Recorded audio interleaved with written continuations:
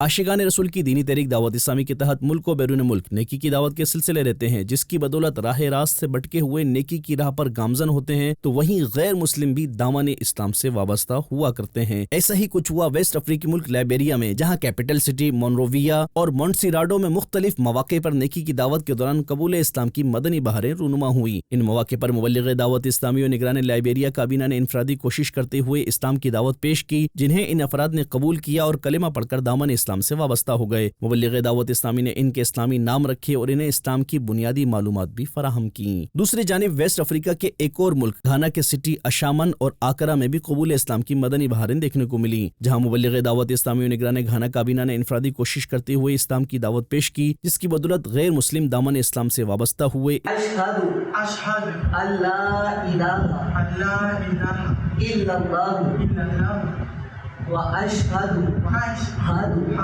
ان محمد عبدہ ورسولہ۔